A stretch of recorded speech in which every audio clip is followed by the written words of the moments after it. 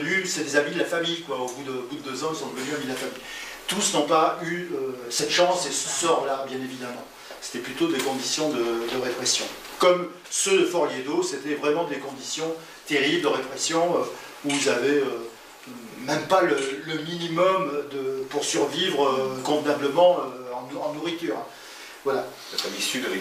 Hein? La famille Sudry. La famille Sudry, ouais. Monsieur Sudry, vous connaissez peut-être. Bien sûr, d'accord. Tu l'avais déjà vu, je crois, une fois, on était ensemble du salon.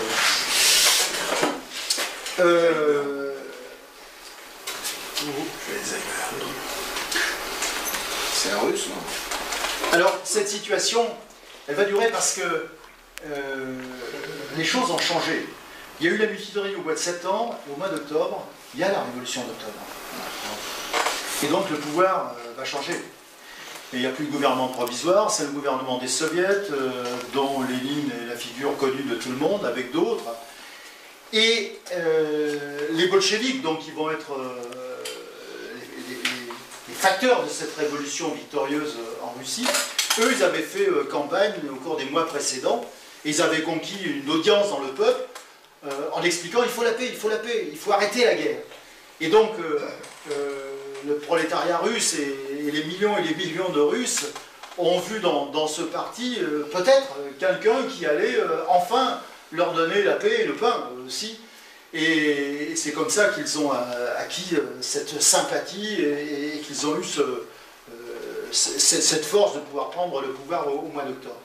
Et donc le nouveau gouvernement soviétique, lui, eh bien, il va mettre en application ce pourquoi il avait lutté, ce qu'il avait dit, la paix. Et donc il va traiter une paix séparée avec l'Allemagne, qui va être la paix de Brest-Litovsk, qui va être conclue au mois de mars, après des pourparlers, des pourparlers, des pourparlers. Et donc, la Russie, alliée au Royaume-Uni et à la France, va devenir un pays qui n'est plus en guerre finalement avec l'Allemagne, et donc va devenir pour la France un ennemi. Et donc la France va y compris commencer à aider tous ceux qui sont contre le pouvoir soviétique, les armées blanches qui vont se constituer pour renverser ce nouveau pouvoir. La France va aider en envoyant des contingents, notamment dans la mer Noire, qui vont se révolter pour certains d'entre eux. Mais bon, je veux dire, on a une modification complète de la situation des alliances à partir de mars 1918 et de la paix de Brest-Litovsk. Et donc, le gouvernement français, ayant ces milliers de soldats russes en France ou en Algérie dans les camps, n'est pas prêt de les voir revenir là-bas. Il serait une force d'appoint pour le nouveau gouvernement soviétique, et donc ils vont faire traîner les choses. Et il n'y aura que des accords qui vont être conclus à la fin 1919 et se réaliser en 1920 entre la France et le gouvernement de Lénine. On est là-bas en pleine guerre civile. Hein. Elle a commencé début 1918. Elle va se terminer en 1921, il va y avoir entre 4,5 millions de morts et 5 millions de morts produits de cette guerre civile, et donc c'est des difficultés extrêmes. Les soldats qui sont en Algérie et ceux qui sont en France, dans les compagnies de travailleurs, auront eu ce cheminement depuis leur départ de Russie, qui dans leur conscience va faire qu'ils se retrouvent dans ce qui vient de se passer dans leur pays. Oui, la paix, ils voulaient rentrer dans leur pays, et ceux qui ont conquis le pouvoir, pour eux, représentent la légitimité. Si bien que quand le gouvernement français, qui envisage d'affréter les bateaux pour faire revenir ses soldats, en 1920, il va faire un sondage dans les compagnies disciplinaires en Algérie, et un sondage à grande échelle, hein, sur ces milliers de soldats russes, pour savoir s'ils veulent être débarqués à leur retour dans des ports tenus par l'armée rouge, par les bolcheviks, ou dans les ports tenus par les armées de Dénikin, Wrangel et les armées blanches. Et 98% des soldats vont dire on va être débarqués, là où le nouveau pouvoir soviétique détient le pouvoir, justement. Et donc il y avait une progression de la conscience et de la volonté de ces soldats qui s'est opérée tout autant par tout ce qu'ils avaient connu, je veux dire, comme le combat sur le front, leurs camarades morts, les brimades de départ, et tout ça. Et donc, tout ça pour vous dire que finalement, ils sont repartis, les derniers, en septembre 1920. Les derniers non, puisqu'ils sont restés en France, sur ces milliers de soldats, environ 400 d'entre eux qui ont fondé des familles, demandé pour beaucoup la naturalisation dans les années qui ont suivi. Et là, vous avez donc deux de ces soldats, Michel Molotov. Michel Molotov, son petit-fils, s'appelle Éric Molotov, est membre de notre association. Vous l'avez peut-être connu quand on a fait le centenaire à la Courtine il y a 2 ans de cela. Stéphane Gavrilenko, je vous en ai parlé tout à l'heure, c'est lui qui a écrit ce superbe carnet de guerre. Ils font partie donc de ces 400 qui sont restés, qui ont fondé des familles, qui ont eu des métiers, voilà. Et là, vous avez par exemple une photo qui est... Je vous ai expliqué que en Franche-Comté, les compagnies de travailleurs étaient très nombreuses. C'est aussi là que sont restés principalement les 400 de ces soldats qui sont restés. Et là, on est à Belfort. Ce ne sont que des soldats russes qui étaient à la Courtine, qui se retrouvent en 1927. Stéphane Gavrilenko est là, son épouse est là. Et les banderoles qui ont été traduites, c'est en hommage à la révolution d'octobre de 1917. Beaucoup sont devenus des adhérents, des militants du Parti communiste français, restant en France. Ils ont eu d'ailleurs dans la résistance française en 1941-44 un rôle important pour la plupart d'entre eux. Donc ce sont des parcours de vie qui sont extrêmement intéressants après à étudier. Et que pouvais-je vous dire encore voilà. Quelques mots sur cette histoire maintenant. J'espère d'une part que ce qui a pu être dit là vous aura intéressé, vous aura incité à peut-être aller un petit peu plus loin, parce que pour notre part, comme association, nous voulons vraiment, à travers des récits de vie aujourd'hui, mettre tout bout à bout. Par exemple, je vous ai parlé de ce qui s'est passé en Algérie, mais c'est là où malheureusement nous avons le moins de documents. Si, nous avons les lettres, beaucoup de lettres, qui sont détenues au fort de Vincennes, aux archives de l'armée, qui sont celles qui ont été prises par le contrôle militaire. C'est-à-dire que ces soldats écrivent à leur famille, et on a pu, y compris dans ce bouquin-là, en donner une partie de ces lettres, où ils montraient leur situation, bon, très difficile, disons, qu'ils avaient à connaître. Mais nous voulons faire plus. Il y a quelqu'un dans la salle qui pourra intervenir tout à l'heure, mais elle a participé, avec son deux, avoir participé de notre association à une conférence internationale qui s'est tenue il y a quelques jours, 2 semaines, 3 semaines, à Moscou, qui était organisée par une association qui s'est constituée il y a 1 an et demi là-bas, à Moscou, pour l'histoire du corps expéditionnaire russe 1916-1920. Et c'était une conférence qui était avec une trentaine de chercheurs, historiens de 5 pays, et nous avions été invités comme association à y participer. Donc les camarades qui sont là pourront dire quelques mots là-dessus tout à l'heure, mais je pense que c'est important que, en France ou ailleurs, nous essayons de faire connaître cette histoire-là, parce que je reviens à mon point de départ, pour les 3 raisons que j'évoquais tout à l'heure. C'est vraiment important qu'on montre que c'est une page du pacifisme qu'il faut faire connaître. Elle est glorieuse, je pense, pour ces soldats, et elle est importante par le fait qu'ils ont, comme on l'a montré pour les régiments français, ils ont été le déclencheur aussi, en quelque sorte, des mutineries dans l'armée française. Et pour nous qui sommes, je l'espère, tous ici empreints de pacifisme, c'est important de pouvoir le signaler et le relater. Alors, on reviendra peut-être dans le débat sur plein d'autres questions. Vous savez, il y a eu le centenaire qui s'est tenu à la Courtine donc, en 2017, au mois de septembre, pour rendre hommage, commémorer cette histoire du corps expéditionnaire russe. Il y a eu 3 jours de colloques, débats, activités théâtrales et bien d'autres choses encore. Mais nous continuons, comme nous le faisons ce soir ici, à pouvoir présenter cet épisode de la guerre de 14-18. Et puis tous les jours, pas tous les jours, mais toutes les semaines, nous arrivent des choses nouvelles. Et en particulier, on est content d'apprendre que dans des établissements scolaires, là c'était en Haute-Saône dernièrement, une vidéo a été faite par des collégiens sur un soldat russe qui a été enterré dans leur village. Parce qu'au même moment où il y avait ces compagnies de travailleurs, il y avait aussi la grippe espagnole. La grippe espagnole, ça a été 60 millions de morts dans le monde, et les soldats russes, bon, pour une grande part, ont été touchés comme d'autres, voilà. Et ils sont enterrés dans nos cimetières en France. Et donc les lycéens avaient entrepris de faire le parcours d'un de ces soldats qui a été enterré en cimetière. On a plein d'autres choses comme ça qui nous arrivent de part et d'autre pour mettre cette histoire vitale. Voilà, mais écoutez, ce que je voulais vous dire en introduction, si je puis dire.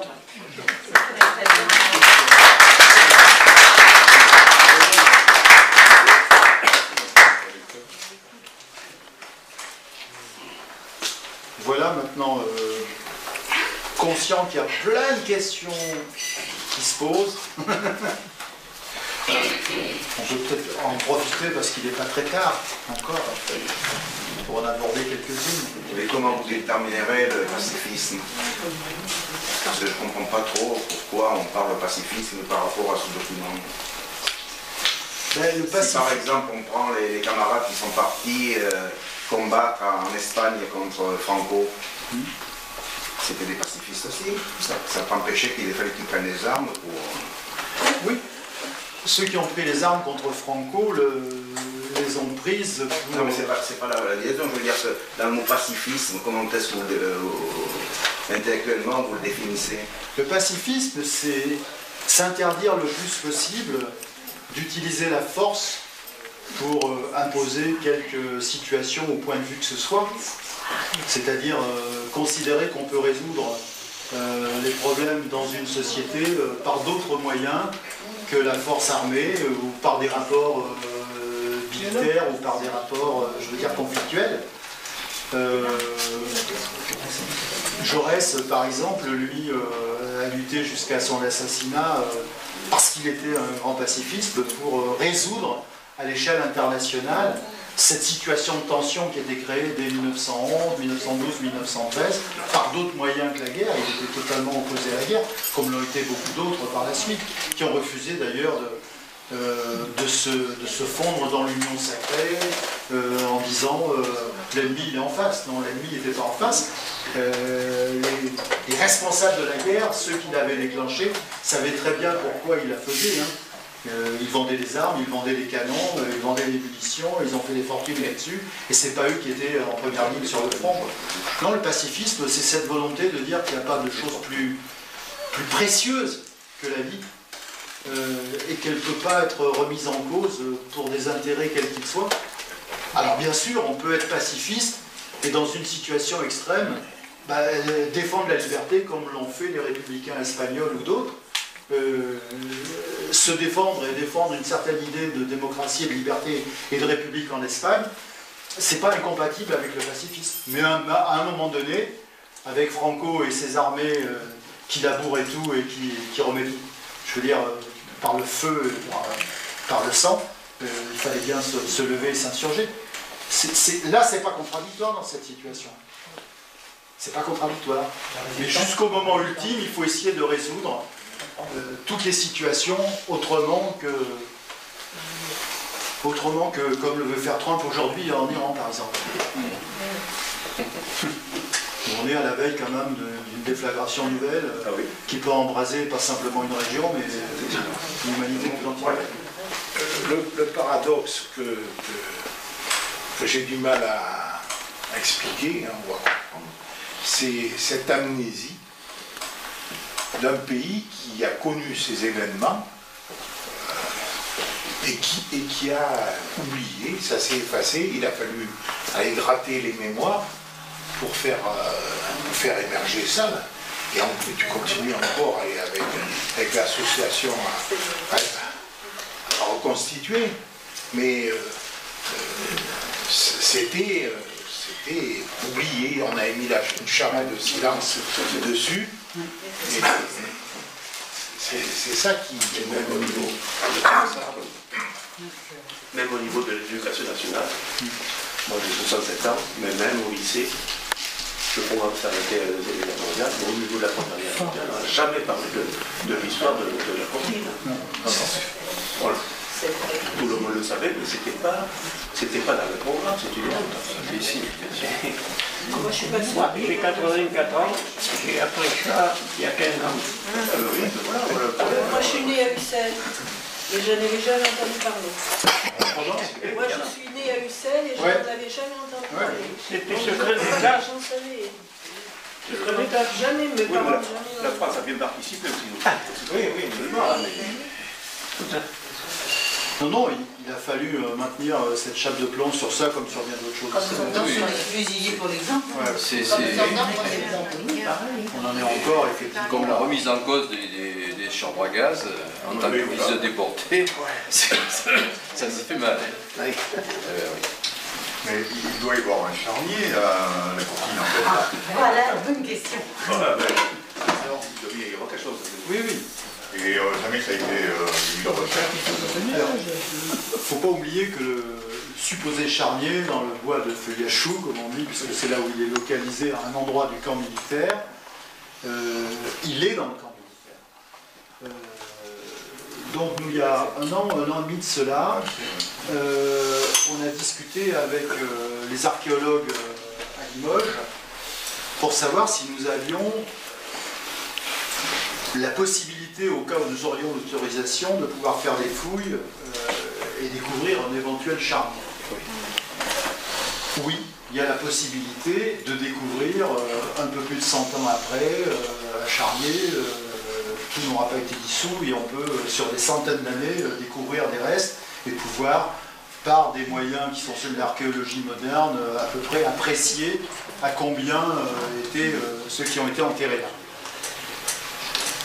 On a engagé avec l'ancien préfet de Creuse, qui est parti, M. Chopin, une discussion pour que lui interfère et intervienne auprès des autorités politiques du pays pour obtenir une autorisation officielle pour se lancer dans des fouilles, puisque nous avions les archéologues, nous avions les moyens humains de pouvoir faire quelque chose de sérieux là-dessus.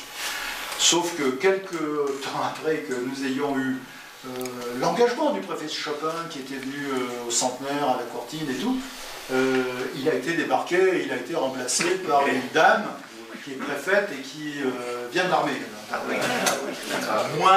Moins favorable à ce qu'on puisse essayer de retrouver des choses qui nous permettent de conforter ce qu'on pense nous. C'est pas 9 morts qui a eu lieu, mais c'est beaucoup plus. Donc on ne lâche pas l'affaire, mais ça sera beaucoup plus difficile d'avoir les autorisations pour commencer ce travail. Mais en même temps, on ne lâche pas, on est sur le truc. Mais comme c'est terrain militaire, on ne peut pas le faire comme ça. Hein.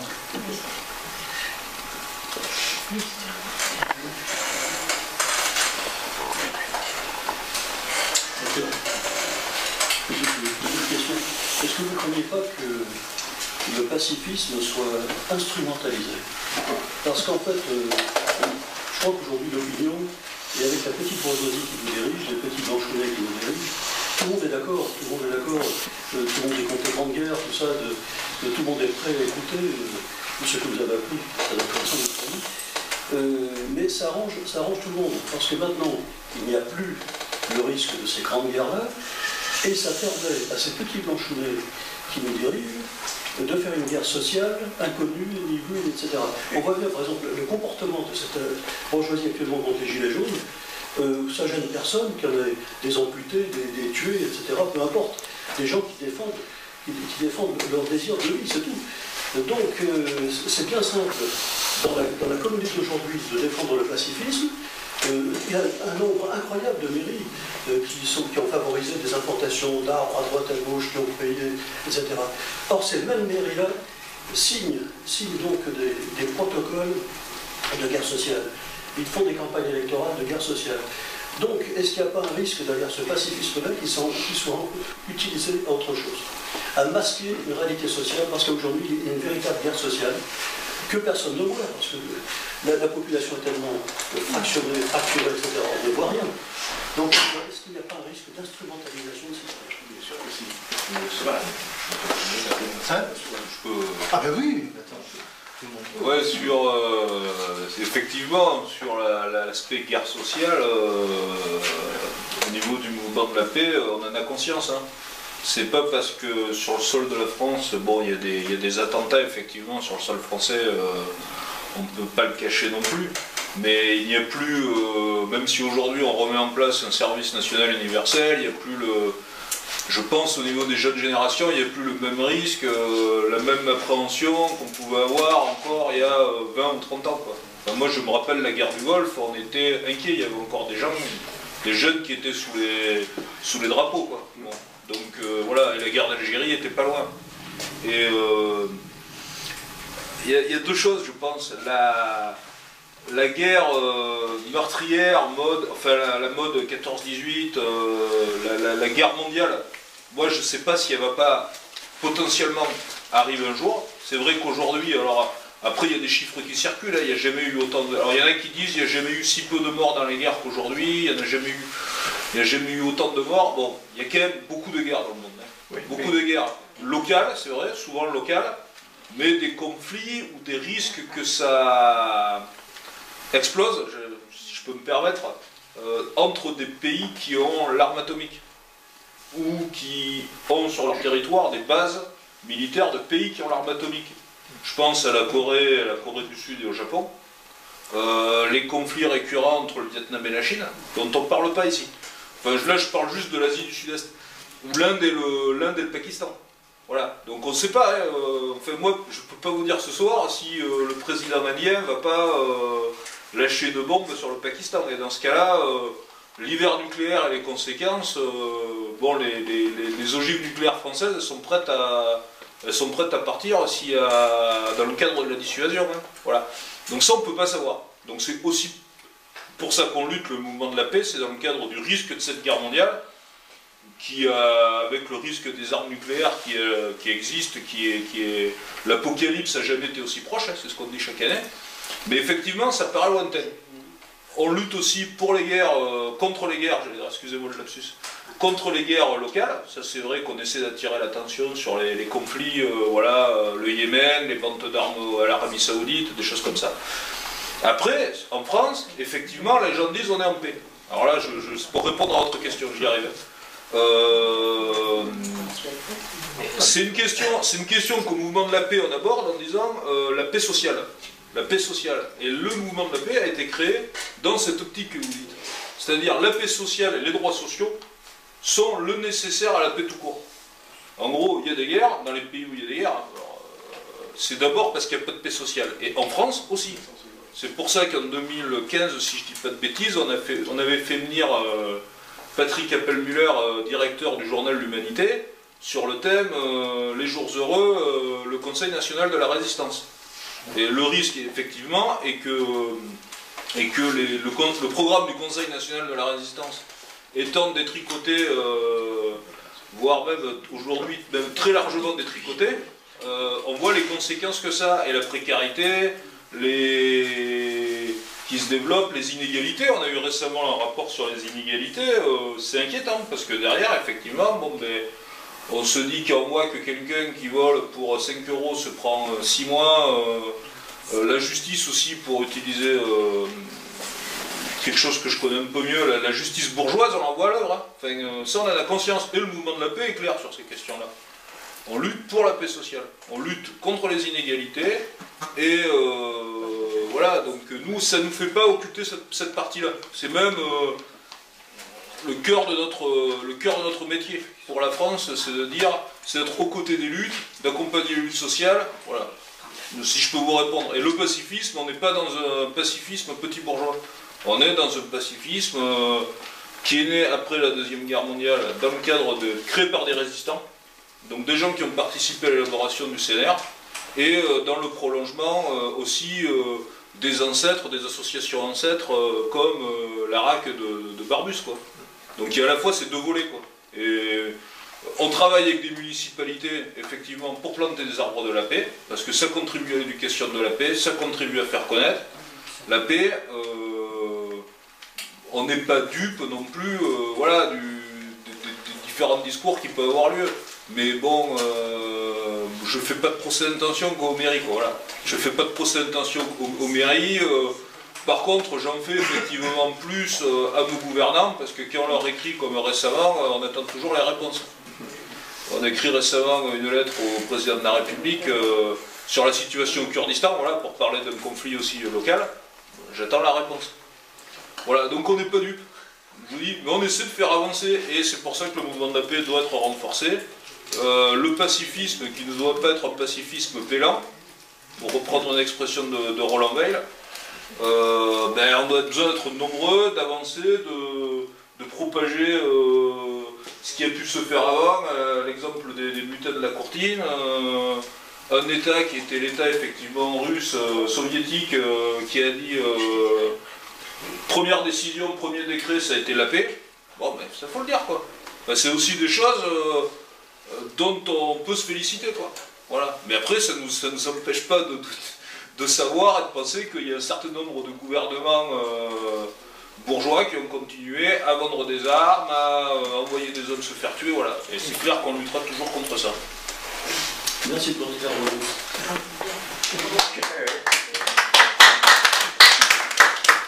Je voudrais ajouter que moi je ne redoute pas le pacifisme.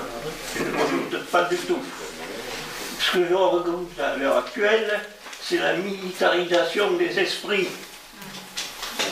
Exemple, j'en donnerai qu'un, je crois que vous en donnez 15. J'ai eu l'occasion d'ouvrir le dernier match à Ronald bien connu,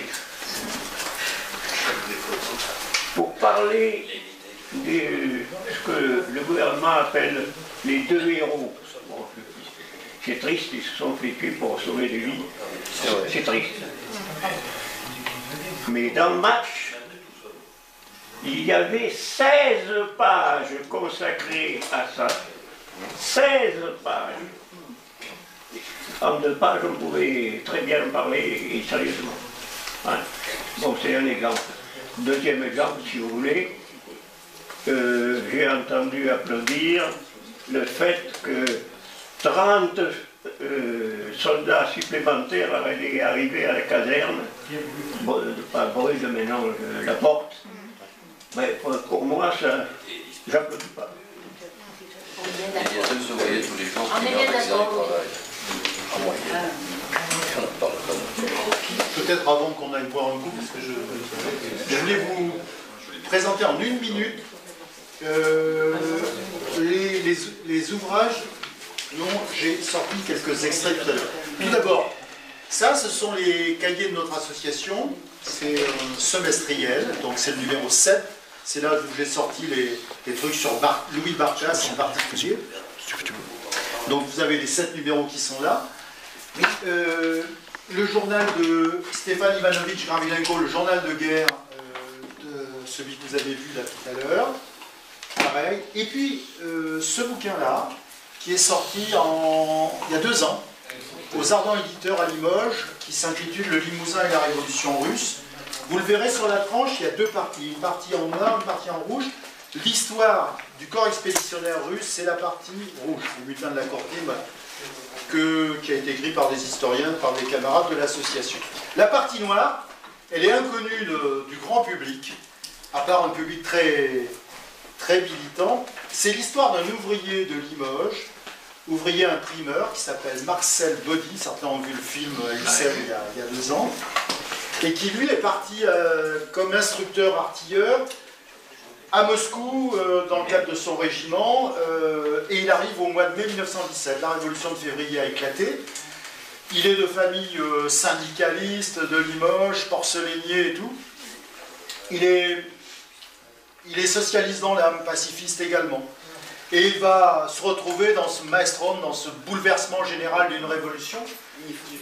Oui, d'accord, mais comme il parle russe, il va rapidement devenir un des proches de ceux qui vont prendre le pouvoir en octobre, devenir un traducteur de Lénine, j'en passe et compagnie. Et il va devenir, y compris, le numéro 2 de l'ambassade de l'Union soviétique à Oslo, en Norvège, entre 1921 et 1925. C'est le parcours de cet homme un peu exceptionnel, de cet ouvrier donc, de Limoges, qui est dans la partie noire, qui a été fait par une historienne de Limoges. Donc je vous recommande ce bouquin, et puis plein d'autres choses que vous pourrez regarder là. En ce qui concerne les délégués à Moscou, est-ce qu'ils pourraient y revenir? Non, parce qu'on a le vent d'honneur. Ah ben oui, mais j'aimerais bien savoir quand même. En quelques minutes, J'aimerais bien savoir quand même. Cette conférence à Moscou, il y avait, ça réunissait des chercheurs et des... Ça réunissait des historiens, des chercheurs, des scientifiques, des étudiants, et des descendants de soldats russes. Et il y avait en gros 150 personnes, ça s'est déroulé pendant 3 jours. Il y a eu une quarantaine d'interventions sur des sujets différents. Alors il y a toute une recherche, des travaux de recherche d'archives, d'histoire, d'une historiographie qui sont faits par des chercheurs qui sont dans cette fondation, dans cette société, et qui expliquaient les recherches à partir d'éléments concrets, de lettres, de documents, même de descendants de soldats russes. Et de soldats, là ça portait sous la Légion, c'est-à-dire ceux qui avaient accepté de poursuivre le combat dans l'armée en France, et qui étaient retournés là-bas. Il y avait une partie sur l'influence de l'art chez les soldats, parce qu'il y avait des musiciens, il y avait des peintres, des musiciens. L'influence aussi, le rôle des prêtres orthodoxes, qui essayaient d'expliquer, de justifier le rôle de la religion, parce qu'ils sont partis avec Nicolas II sous le tsarisme, mais après ça a changé. Donc qui essayaient d'expliquer, de justifier la guerre et l'intervention. Il y a eu des descendants de soldats qui ont expliqué aussi, des soldats qui ont expliqué comment ils avaient retrouvé des archives et quel était le rôle. Il y avait notamment eu quelqu'un qui a parlé de son père qui était médecin. Médecin donc, qui soignait les soldats russes en France et qui, une fois retourné en Union soviétique, a créé un hôpital en Sibérie. Et qui était un militant pour la paix contre la guerre, et qui a créé un hôpital pour soigner les soldats. C'était assez intéressant. Et c'était vraiment intéressant cette conférence. Et pour prendre des contacts aussi, parce qu'il y en a beaucoup, on a exposé les livres, les cahiers, tout, on n'est pas intervenu pour exposer, sinon ce serait Jean-Paul qui serait venu. Mais on a exposé les cahiers et tout, qui expliquaient ce qu'on faisait en France, et ils étaient très intéressés. Oui, parce que leur association pour l'histoire et la mémoire du corps expéditionnaire russe en France et dans les Balkans a été créée en 2018. Donc on avait une antériorité sur eux, ils étaient très intéressés pour savoir ce qu'on faisait. Et comment on le faisait et comment ça se... Et l'histoire de la courtine était très peu connue. Et en Union soviétique, ils se sont regroupés après dans une association quand ils sont rentrés. Mais à partir de 1935, c'était pas trop recommandé d'avoir des acquaintances avec les pays étrangers. Donc c'était mis sous silence. Et après, c'est revenu à la surface, des recherches ont pu être faites à partir des années 2000, enfin 95-2000, pour que ça ressorte. Et il y avait notamment cette société et fondation, elle est présidée par une présidente d'honneur qui était la fille du soldat russe dont a parlé Jean-Paul tout à l'heure, Rodion Malinovski, qui lui est devenu maréchal et qui était ministre de la Défense sous Khrouchtchev. Et qui a permis de faire émerger ça, et qui, il faut dire, c'est bien l'âme slave qui ressort, parce que c'est vrai que les Russes, comme ils l'ont montré, ils sont quand même assez... c'est peut-être un trait de caractère, hein, mais ils sont poètes, ils sont artistes, ils sont musiciens, et ça a permis, avec cette présidente, la Madame Malinovski, de rassembler tous ces documents un peu épars qu'il y a dans toute la Russie et dans les anciennes républiques socialistes de l'Union soviétique, puisque maintenant c'est un peu éclaté. Et ils étaient très intéressés par ce que la courtine 1917 faisait. Et il y aura sans doute une autre conférence qui portera, dont un sujet sera les mutineries de la courtine 1917. Et les contacts qu'on a pu prendre, notamment avec ceux qui font des recherches historiques, là-bas, sont très intéressants. Alors il y avait aussi à Moscou, qui était invité en tant qu'historien français, qui a écrit des livres et tout ça, c'était Rémi Adam. Donc qui a fait un exposé, lui, très, très intéressant sur la déportation des soldats russes en Algérie. Et vraiment bien documenté, et qui allait un peu, comme il a dit, enfoncer un coin rouge dans le blanc, parce que ça allait un peu à l'encontre de beaucoup d'interventions un peu militaristes, pas militaristes, mais qui justifiaient ces faits de guerre. Donc, moi, je pense que c'est à continuer. Je pense que la courtine a eu raison de répondre, la courtine 1917 a eu raison de répondre positivement à cette invitation, puisque les liens ont pu être liés et ils sont vraiment très très intéressants. Ça peut être déclenchant d'autres recherches et d'approfondissement. Et puis de découverte aussi de documents qu'on ne connaît pas et qu'eux ils ne connaissent pas. Donc, comme ça, la loi du silence, ils sont un peu dans la même situation que nous, que les Français étaient, parce que c'est ignoré dans les manuels, dans les statistiques. Donc il y a des recherches universitaires. Et là, on veut continuer, il faut